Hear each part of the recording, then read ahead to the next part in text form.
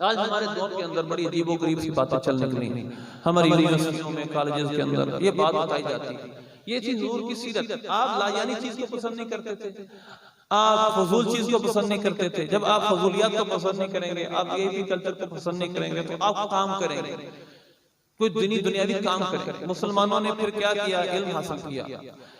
इल्म हासिल करते करते दुनिया की बहुत ताकतवर कौम बन गए और दुनिया की इल्म और अदब के एतबार से सबसे ताकतवर कौम रहे बहुत सदियों तक।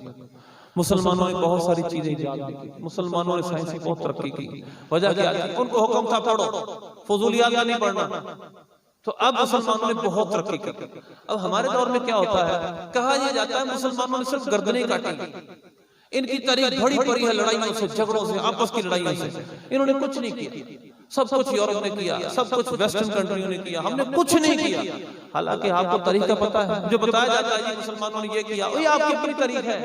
किसने कहा ये कि मुसलमान साइंस की तरक्की करते थे? किसने कहा? आपने खुद बनाया हुआ है। हमारे प्रोफेसर ऐसे भी हैं, हमारे कुछ लोग यहाँ ऐसे भी बसते हैं, ऐसे रोशन ख्याल भी हैं। तो मैं सिर्फ आपके सामने कुछ इक्तिबासात पेश करना चाहता हूँ इस किताब के, जिसका नाम है the brief history of the world, short history of the world. इसका राइटर है क्रिस्टोफर लसल। 1971 में पैदा हुआ। इसने पढ़ा किसी यूरोप, हमारी यूनिवर्सिटी से नहीं कि यहाँ से मुतासर हो गया वहां चला गया, नहीं। इसने स्कॉटलैंड यार्ड की यूनिवर्सिटी से पढ़ा और वहां से इसने तारीख पढ़ी, अंग्रेजों से तारीख पढ़ी और उससे सारा अपना इल्म हासिल किया। इसने अपनी इस तारीख ब्रिटिश हिस्ट्री के अंदर लिखा है कि मुसलमानों ने क्या कुछ किया। बाकायदा उसने एक सुर्खी बांधी है।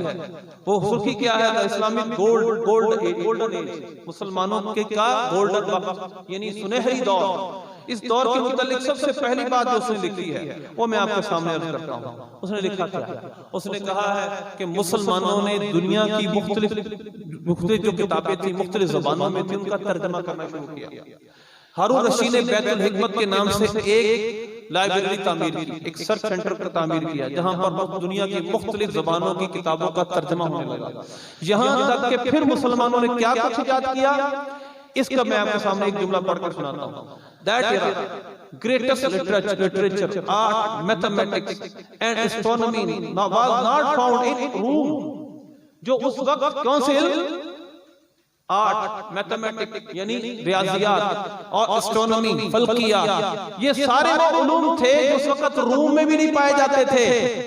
यानी जहां से लोग, रूम बहुत बड़ी सल्तनत थी उस वक्त, रूम में भी नहीं पाए जाते थे। और इसी तरह फिर वहां इस्तांबुल में भी ये इल्म मौजूद नहीं थे, और पेरिस में मौजूद नहीं थे। बट इन दमिश्क, बगदाद एंड कुर्तुबा, दमिश्क में ये उलूम पाए जाते थे। कुर्तुबा में, फ्रांस में, जहां मुसलमानों ने, अब्दुर्रहमान अव्वल ने अपनी हुकूमत कायम की, मुसलमान हुकूमत कायम की कुर्तुबा के अंदर।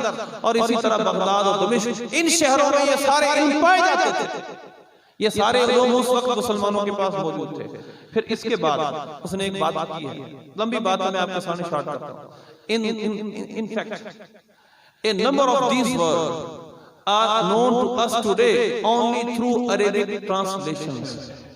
हम ये कहते हैं कि मुसलमानों के जरिए ये इल्म पहुंचे, ये नहीं आप अपने सामने बयान कर रहे हैं, अपनी तारीख है। उनका लंदन का मौर्रिख कह रहा है, वो कहता है कि सच ये है, इन फैक्ट हकीकत ये, the number of these word, ये जो जितना काम हमें नजर आ रहा है, ये हमें जिसकी पहचान आज है, हकीकत ये है, ये अरबी तर्जुमों के जरिए हमें पता चला। फिर इसके बाद एक लेजेंड ऑब्जेक्शन जो मुसलमान पे वो लगाते हैं, वो ये है, बड़ा मशहूर इतराज। वो कहते हैं मुसलमानों ने जो कागज इजाद किया था, ये पता किस तरह इजाद किया था? चाइनीज एक गुलाम था, चाइना का एक गुलाम इन्होंने पकड़ा, वो कागज साजी जानता था। इन्होंने उसको पकड़ा, पकड़कर उससे कागज साजी का इल्म सीख लिया, तो इनको इल्म आ।